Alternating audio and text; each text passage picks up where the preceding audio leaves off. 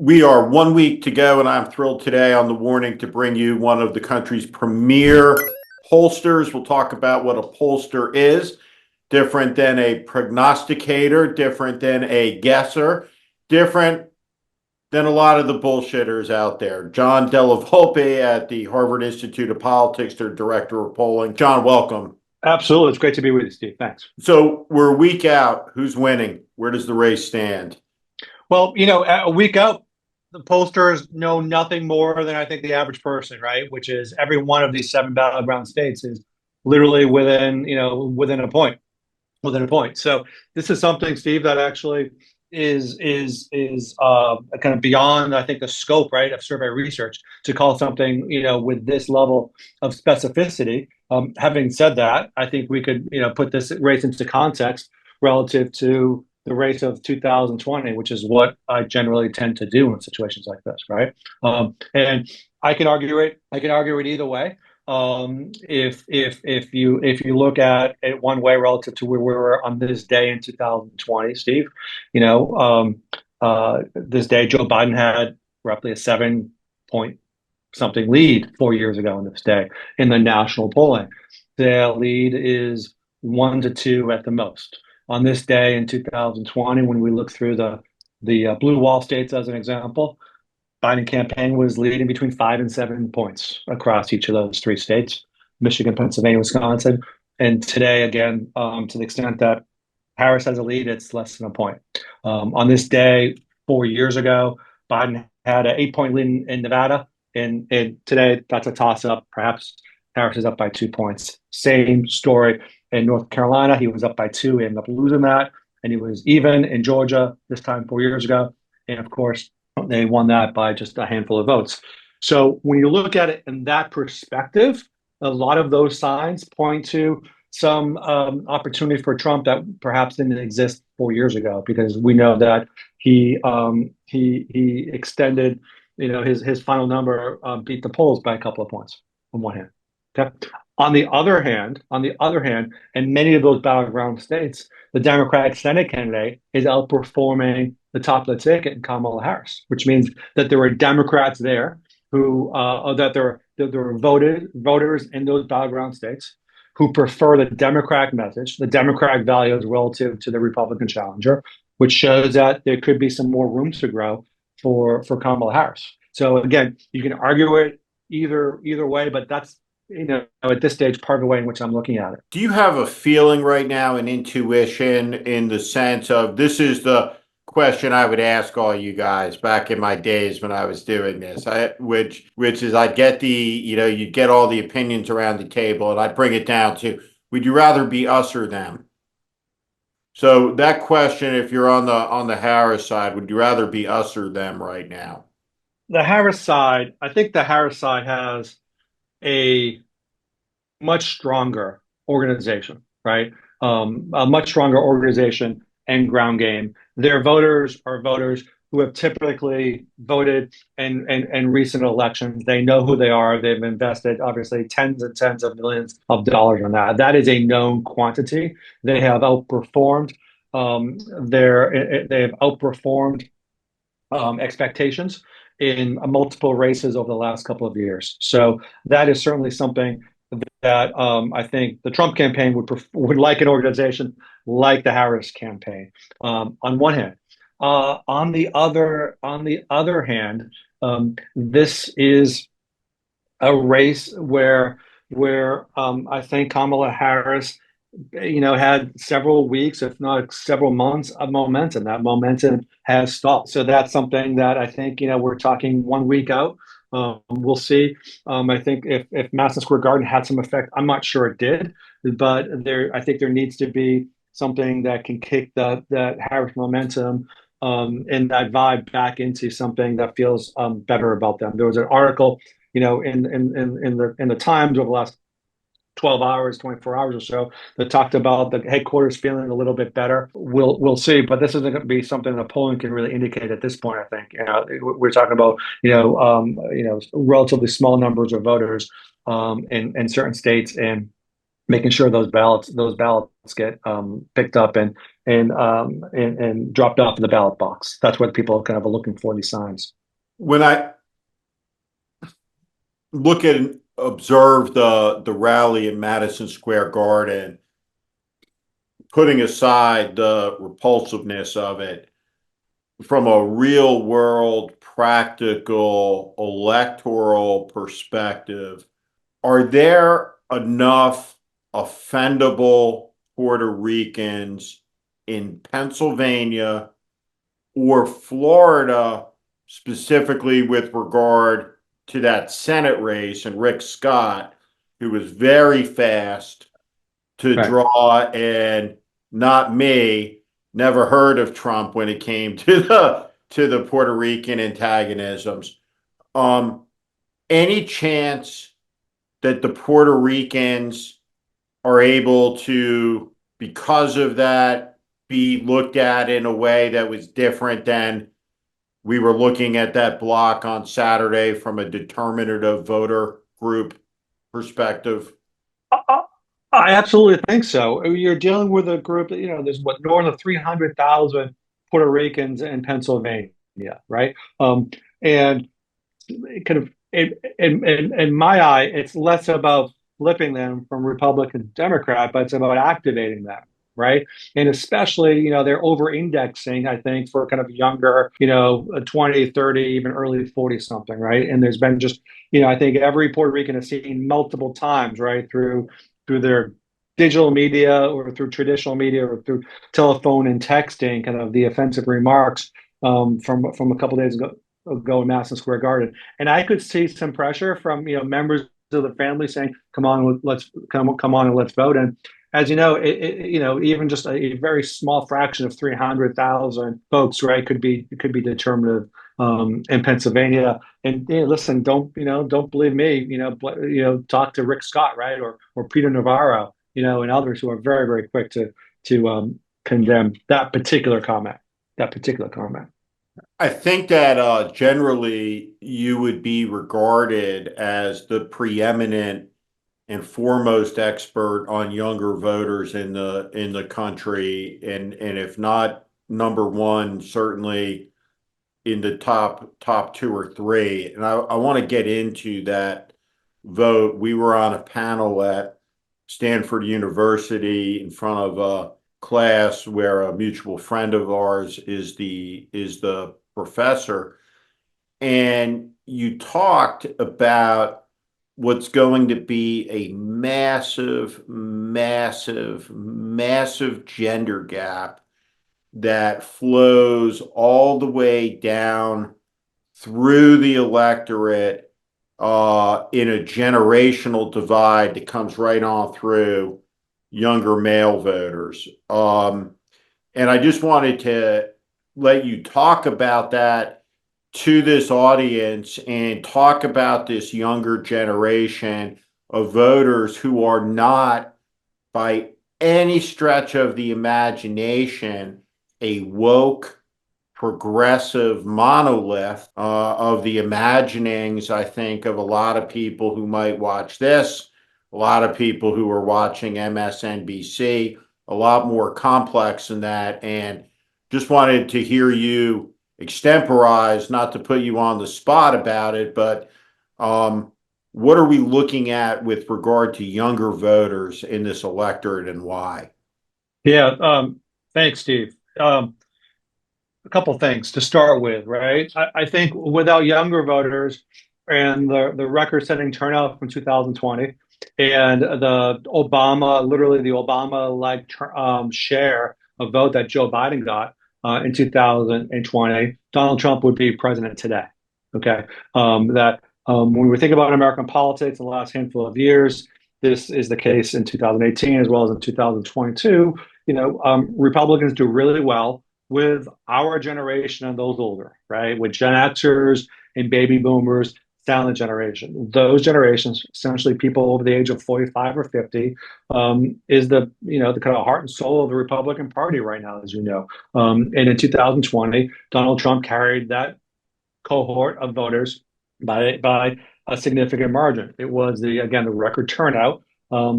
and that 60% share vote that Joe Biden had, that was responsible for flipping those five battleground states that we're still talking about from red in 2016 to blue. Okay. And what was notable is that Joe Biden in each of those states, with the exception of Georgia, which was still strong, received about 60% of the vote. There's about a 20-point margin in each of those states. So number one, we live in a different country. I think a better country because of younger people. So and then that's kind of part one. The other part of this is over the last 25 years, there has been a 100% correlation between Democrats winning the White House when they receive 60% of the youth vote.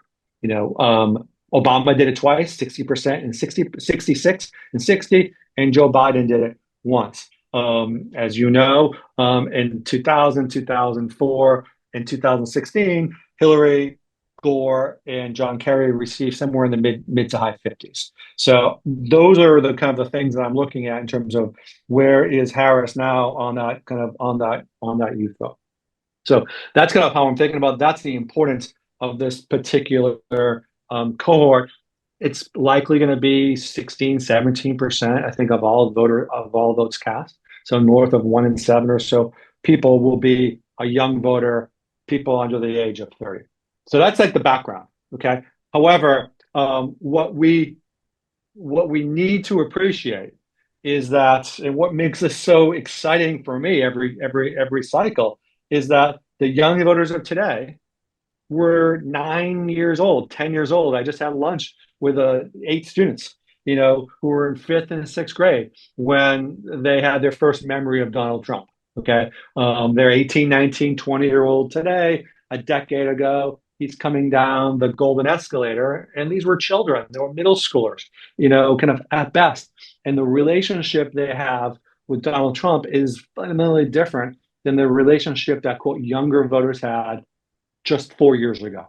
Okay. A younger voter 4 years ago was old enough to process, you know, what he said when he got to the bottom of that escalator, was able to process what it meant to put Bannon on the NSC, right? It was able to process pulling out of Paris or excusing the behavior in Charlottesville or not kind of engaging meaningful ways after the Mandalay Bay and the Parkland shooting. They could process that, and they voted in record numbers as a backlash in some respects to Donald Trump. Okay, well, the 10-year-old from a decade ago who is now 20 didn't able to like have that same experience with some of those public events I just mentioned. Instead, have been, you know, spent thousands of hours in their room in high school, oftentimes listening to you know, to podcasters and friends and through their social media about the government being ineffective, ineffectual, and a sense of Trump was stronger and Biden was weaker, right? And then the coming of age, where things are obviously very expensive, especially for younger people, and they are concerned, like we all are, about the cost of living. And their response is a backlash. Some people is a backlash to the last 4 years of the Biden administration. So, you know, to put that into perspective, you said this is not a generation that is a woke monolith. It's a very complex generation, and could well be one of the keys to the election. The degree to which Kamala Harris gets to 60% in those battleground states will be, you know, how effective she will be at kind of bridging what isn't even a gender gap as much as it is a gender gulf at this point with this cohort. Talk about that. How big is it? Depends upon what frame we're looking at, to be honest, Steve, right? And if you keep a relatively tight frame around, you know, likely voters, you know, we see Harris winning both younger men and younger women. When you kind of extend that a little bit to, you know, less propense or just registered voters, the gap gets even bigger, you know, close to 30 points. It just, again, depends upon exactly kind of what that frame is. And I think one of the things that's notable is one of the things that's very, very notable is the degree to which Harris has been making some inroads with this group over the last several months. 6 months ago. So we do this Harvard poll. We've been doing it at least twice a year for 25 years. This year we've done three. We've done two just in the last month. And what we found was where Harris has done a significantly better job at connecting with this group compared to what Biden was six months ago in our polling. In fact, for some other polling I did this summertime, Trump was actually leading among all younger people, in the battleground states. But Harris has made up some of that room. She's seen as more competent, more empathetic among younger men, and in some cases, specifically around younger men who are Black and Hispanic, Asian American, et cetera, they see her as stronger. So she's made some significant inroads. She needs to kind of continue to work that over the remaining days of this campaign. If I was to have woken up from a coma after having been asleep for the last 12 years, and they've sent you in to brief me on what's going on in American politics, how would you explain it in 3 minutes? What happened? Well, let me focus on the place I spend the most time, right? Younger Americans, right? And by the way, younger Americans are now two generations, Gen Z and millennials, okay? And it's pushing 40% of the electorate in this current cycle, okay? So they're very quickly becoming the majority. I think in 2008, people felt, and there are aspects of 2008, I think, that we saw earlier this summer, right, where there was a sense of hopefulness in our politics, if even for a fleeting couple of moments, right? Whether it was the Obama era or the early days of the Harris campaign. But if you went to sleep, after November of 2008, you left on a really high note, right? Where we felt pretty connected for at least a couple of moments as Americans, right? Your old boss, Senator McCain, was incredibly gracious throughout the entire campaign, especially that town hall meeting. I think about as we speak, and clearly on election night as well.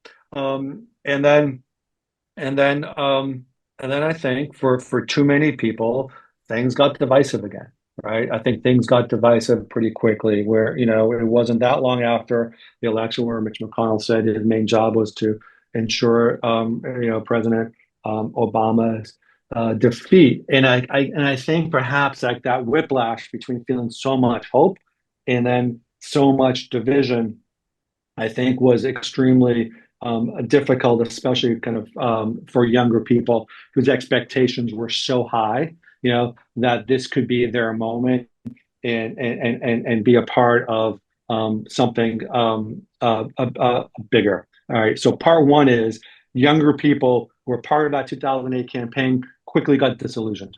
Okay, quickly got disillusioned, and we saw the decreasing levels of turnout and participation. That's part one. Okay.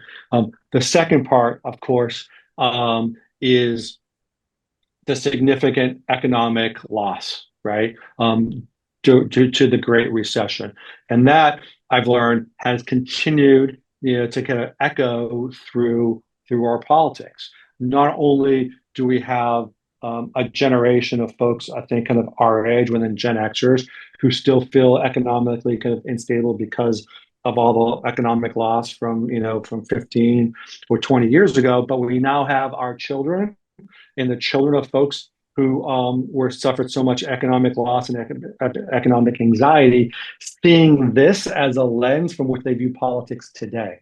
Okay, which is very, I think, dangerous for the party in power. I've met a significant number of people who talk about those nightmares as children that they're reliving now in their early adult years from the Great Recession. Okay, so you have a generation of millennials who are excited to vote for the first time, who quickly got disillusioned about the process. Part one, right? Because of politics, and then you have the significant kind of economic instability from that era, which still hangs with people, right? And they see, I think, and they see in many ways that both parties have kind of let them down. I hear that a ton in the focus groups that I've been conducting over the many years, kind of since then, right? So if those two things are happening, I think to me that helps explain why kind of a strong man enters the arena and says, "Listen, Democrats and traditional Republicans have not kind of followed through on the promises that they've made. Only I can do this. I come from outside the space. I'm going to use these so-called business practices, for everyone's benefit." Okay, so to me, like that helps kind of explain some of this. The other thing is that, as I said, younger people, Steve, became somewhat disenchanted. So from the high point of 2008, we saw lower turnout.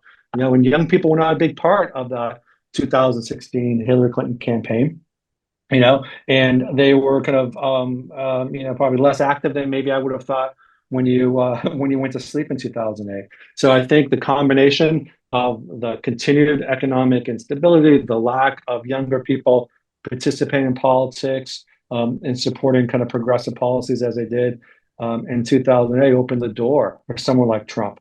And I think that to me helps explain part of the reason kind of where we are. And then I think that the last thing I would say is you're also waking up with, what voters tell me is a world on fire, right? Concerns about China and much more than concerns about the aggression of Russia and, of course, what's happening in the Middle East in an era also, while you were sleeping for that X number of years, social media and TikTok has brought everything, right directly kind of into our hands and into our faces in ways that I think kind of people can feel the vulnerability in other in the humanity, not just in the community, but around the world, right? And that makes people feel uneasy and unhappy with whoever the administration in power is. And today it happens to be Biden's Harris administration. You're going to be like, idiocracy became true. It was a prophecy There you go. movie. What does she need to close on? If she's going to have 50,000 people in Washington this afternoon, what does she need to say to the country? I think that she needs to say basically three things, right? One, of course, is the contrast, and is that he's for the wealthy and she's for the working class, right? I think that needs to be clear. That needs to be crystal clear. One, especially on economic messaging and on the vision. I think that needs to be a stronger one. I think the second thing is she needs to remind aspects, I think, of her coalition that she hears them, and that she has a vision and a plan that lowers prices and gives people some faith and some stability kind of in the economy, right? So she needs to absolutely be much stronger, in my view, in the closing days on that aspect of the messaging. And then the third part is, this is what she, I think, has been strong at over the last week, is she needs to continue to keep this kind of the progressive element, this younger element, kind of needs to keep that energy up. So she needs to do three things, right? She needs to keep this contrast, I think, in terms of the wealthy versus the working class. One, she needs to communicate her vision, for really tell us what the opportunity economy means, okay, in clear ways in which I can understand it and my mom can understand it and my kids can understand it.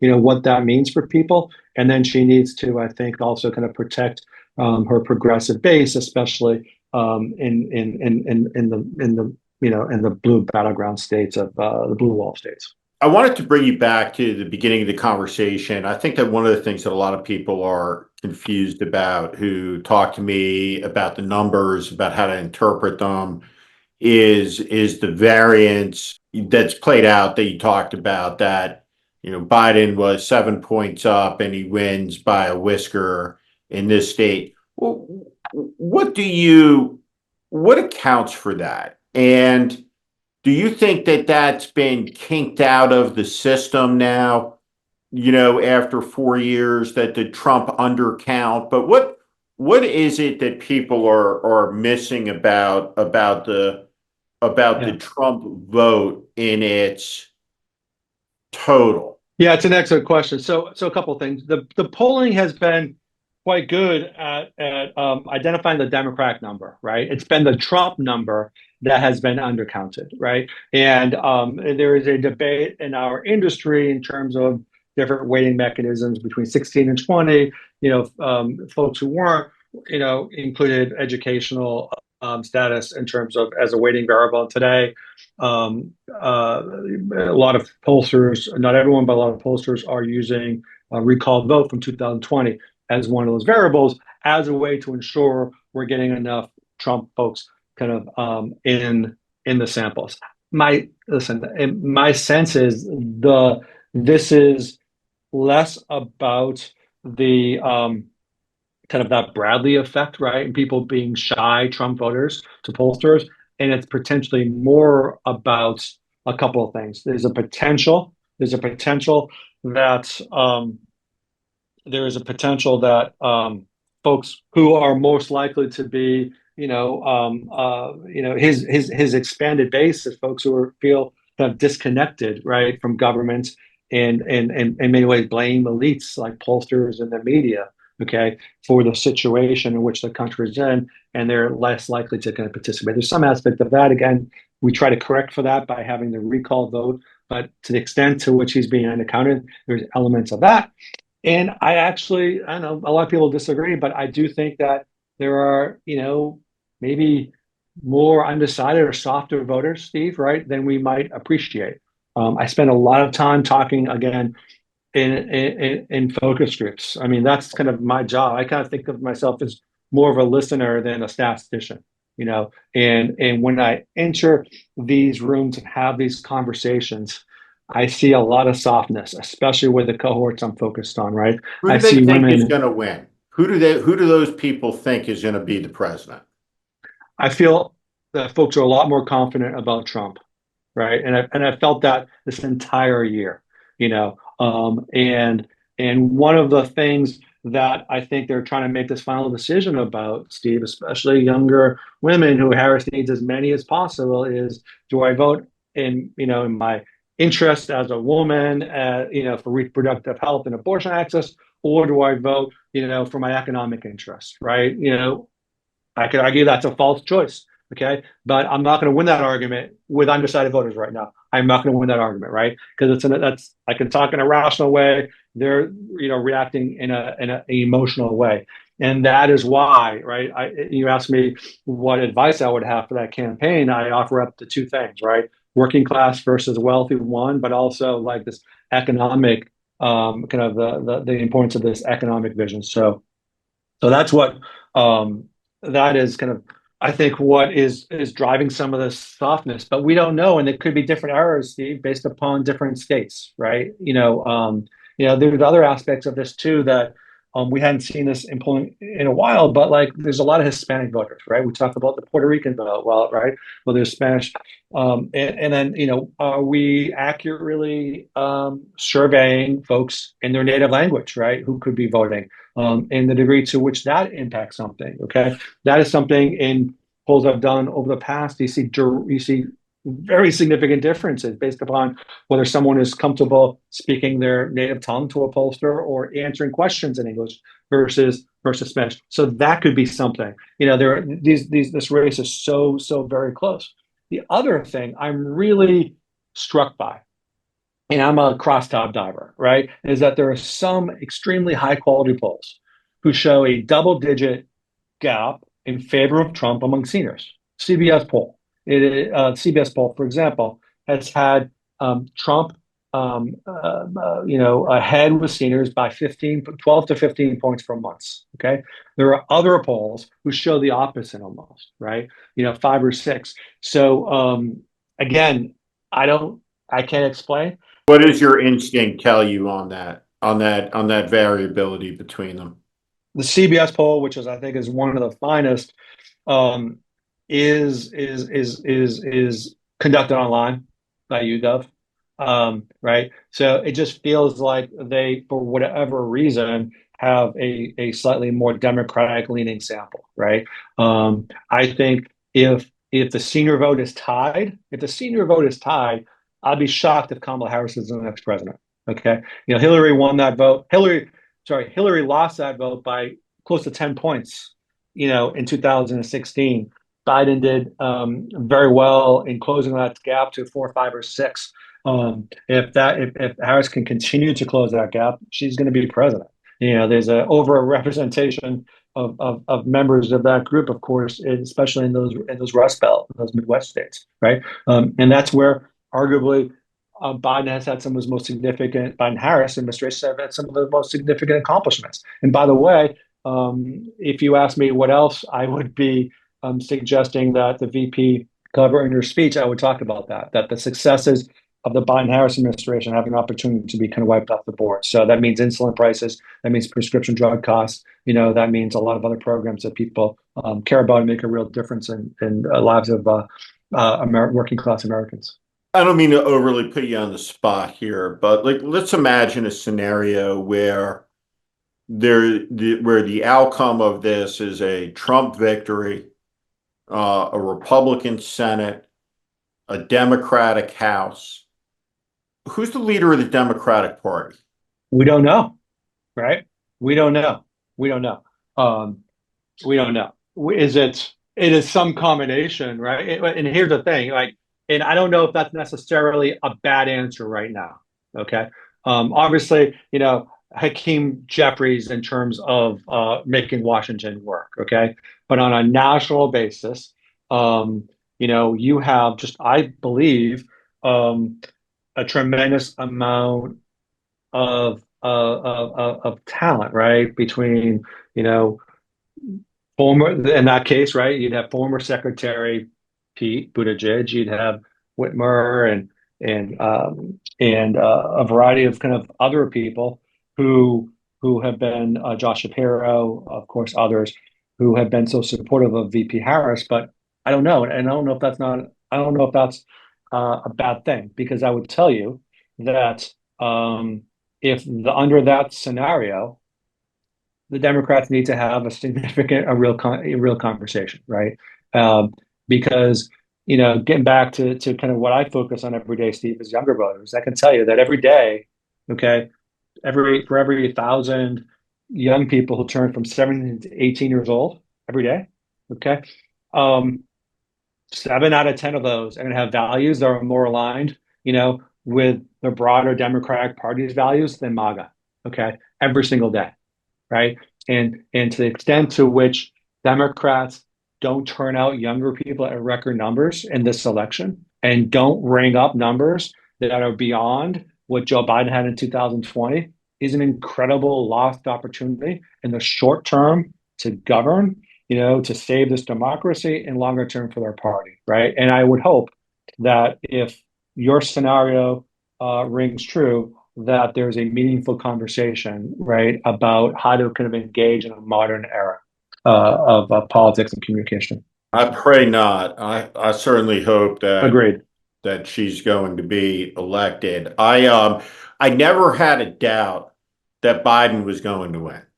I never, in fact, it never occurred to me Right. that he would be reelected, right? I never had a doubt.